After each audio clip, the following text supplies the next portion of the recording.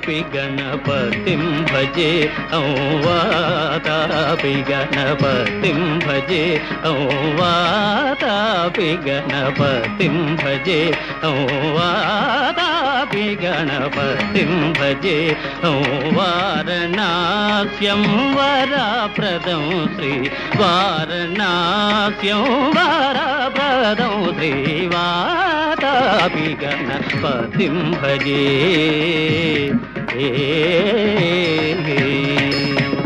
भूतादितं सेवित।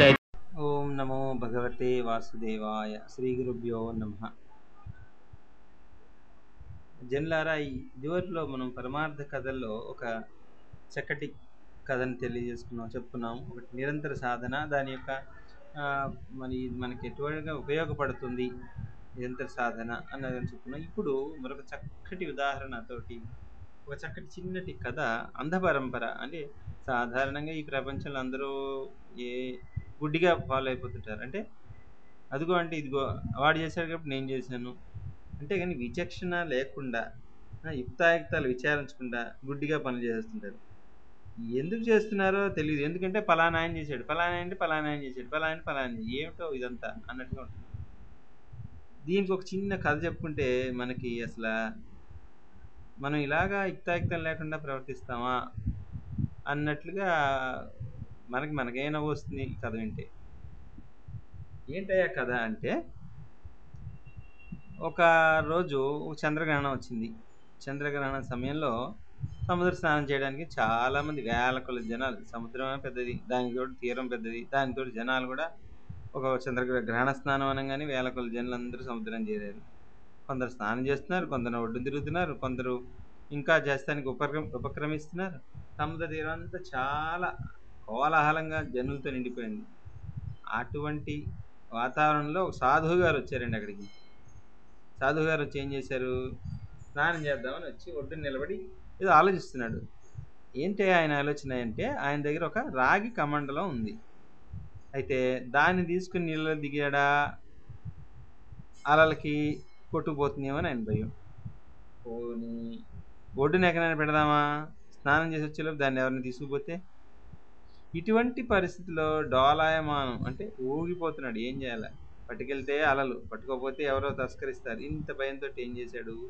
So ఆయన ఏం చేశాడంటే, అక్కడ స్నానం చేయటానికి ముందు దూరంగా వెళ్ళిపోయి ఎవ్వరు చూడటం లేదు నన్ను అన్ని అనుకుని ఒడ్డున ఒక చిన్న గొయ్యి తీశాడండి. ఆ గొయ్యిలో తన చెంబుని పెట్టేసి దానికి తీసుకేసేసి కుప్పగా పెట్టేశాడు. శుభ్రంగా స్నానం చేయడానికి వెళ్ళిపోయాడు. ఇదంతా ఎవరు చూడలేదని ఆయన అనుకున్నాడు, భావించాడు. కానీ దూరం నుంచి ఒక వ్యక్తి ఇదంతా చూస్తున్నాడు. ఈయన ఆ వ్యక్తి ఇలా అనుకుంటున్నట్ట, సాధు సామాన్యుడిగాడు ఎంతో తపస్సు చేసి ఎన్నో శాస్త్రాలు తిరిగేసిన మహాత్ముడు, పుణ్యాత్ముడు. అటువంటి వాడు ఏం చేసినా దానికి ఒక స్టాండర్డ్, ఒక ప్రమాణం ఉంటుంది. చంద్రగ్రహణ సమయంలో సముద్ర స్నానం చేయటప్పుడు ఇసుకలో శివలింగం చేసి ఏదో గొప్ప పుణ్యం ఉండుంటుంది.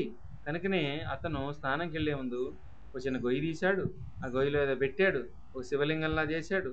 కాబట్టి అతను ఆ లింగం నిర్మించిన స్థలాన్ని పక్కన ఏదో మహిమైన ప్రదేశం ఉంటుంది. ఏ తూర్పు దిక్కు, దక్షిణమో, ఉత్తరం ముఖం అని ఉంటుంది. కాబట్టి అతను అంత లింగ నిర్మాణం చేసి మరి స్నానానికి వెళ్ళాడు. అంత పుణ్యం పొంది నేనెందుకు పొందకూడదని చేశాడు. ఆ సాధువు గారు శివలింగాకారంలో చేసి రాగి చెంబుని ఎక్కడ దాచిపెట్టాడు, దాని పక్కనే ఈయన గొయ్యి తీశాడు. ఈయన గొయ్యి చేసి ఏం చేశాడు, దాని మీద ఇసుకలాగా చిన్న శివలింగంలో చేశాడు.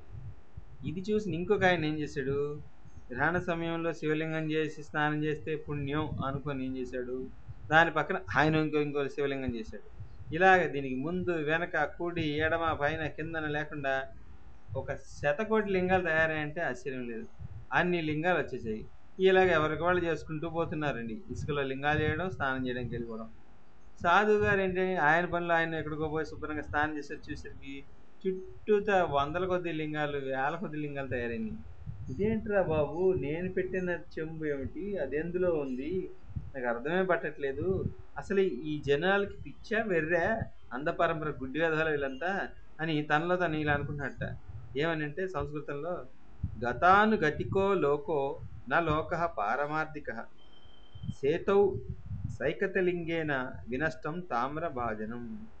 గతానుగతికో లోకో న లోకః పారమార్థికः సేతౌ సైకతలింగేన వినష్టం తామ్రభాజనం అంటే దాని అర్థం ఏంటంటే ఎందరో జనాలు అసలు యుక్తాయుక్తం అంటే బుర్ర కూడా పెట్టరండి, గుడ్డిగా చేసేస్తుంటారు. ఒకరు చేసింది నేను ఎందుకు చేయకూడదు, వాడు ఎంతో చేసిన లేదో ఉద్దేశం ఉంటుంది అని ఇట్లాగా అనుకరించేస్తుంటారు. ఏదేమైనా సరే నేను స్నానం చేసి వచ్చేసరికి నా కుప్ప నా రాగి చెంబు పోయింది కదా, జనాలు ఎంత పిచ్చివాళ్ళు, ఎంత బ్లైండ్ ఫాలోయింగ్, ఎంత గుడ్డి పరంపర, అంధ పరంపర అని బాధపడ్డట. అంటే ఇక్కడ మనం తెలుసుకోవాల్సింది ఏంటంటే జనాల్లో చాలామంది పూర్వీకులు ఏ ప్రకారం బహిర్ముఖ దృష్టి కలవారై ప్రపంచ వ్యవహార నిమగ్గులై దృశ్య వ్యామోహం కొట్టుకొని పోయిరో ఆ ప్రకారం తాము ఆచరిస్తున్నా కానీ తాము ఎవరు అంటే అసలు పెద్దవాళ్ళు చేశారని మనం ఎందుకు చేయాలి, మనం ఎవరం, నా యొక్క స్వరూపం ఏంటి, నేను ఎక్కడి నుంచి వచ్చాను, ఎక్కడికి వెళ్ళాలి, నా నా ప్రారంభం ఎక్కడ, నా ఉనికి ఎక్కడ, నా గతి ఎక్కడ, నా దిశానిర్దేశాలు ఏమిటి, ఇవేమనుకోరండి. నా పరమావధి ఏంటి ఏమనుకోరండి. మా నాన్న చేశాడు, మా తాత చేశాడు, నేను చేస్తా. మా నాన్న శనివారం స్నానం చేశాడు, నేను చేస్తా. మా నాన్న అమావాస్య నాడు స్నానం చేయలేదు, నేను చేయలేదు. మా నాన్న నల్లబట్ట కట్టాడు, నేను నల్లబట్ట కడతా. అంత పరంపరంగా పాడొస్తున్నారు కానీ ఇటువంటి ఏం చేయట్లేదు. ఇలాగ కనుక చేస్తే అసలు అర్థం ఉంది. కాబట్టి ఇందులో మనం ఒక నీతి ఉంది ఏంటంటే ఒక విషయం పెద్దవాళ్ళు చేసింది చేయకూడదు తప్పని కాదు ఇక్కడ ఉద్దేశం.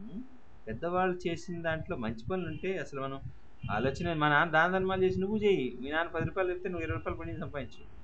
కానీ మీ నాన్న చేసి తెలియక వేళాకోళంగానో ఏదో ఒక పని చేస్తే అది నీకే వర్తిస్తుందంటే పని చేయదండి. ఎందుకంటే కడుపు నొప్పికి ఇవ్వాల్సిన ముందు కాలు నొప్పి కడుపు నొప్పి అందిస్తే ముందు మనిషి ఉండడండి. అట్లా ఉంటుంది వ్యవహారం దీని. కాబట్టి ఏది గుడ్డిగా అనుసరించకూడదు. ఏదో పక్క ఆయనకు వచ్చి సార్ నా కడుపులో నొప్పి అంటే బెరాలు కాసుకోయా అంటాడు వెంటనే చెప్పాడు. రేపొద్దున వీడు సొంతంగా వెళ్ళి బెరాలు కానీ ఇవ్వండి అంటే అయిపోయా. కాబట్టి దేని గుడ్డిగా అనుసరించకూడదు. ఇది యుక్తమా అయుక్తమా అని వివేకంతో అంటే రేషనల్గా నిర్మాణాత్మకంగా ఆలోచించమని ఈ కథ మనకు చెప్తుంది. ఇది రెండో కథగా మనం అందరం చెప్తున్నాం. చక్కటి కథ భగవద్గీతలో ఈ పరమార్థ కథల్లో ఒక మంచి కథ చెప్పుకున్నాం. మరొక రోజు మరొక కథ చెప్పుకుందాం. కృష్ణార్పణమస్తు.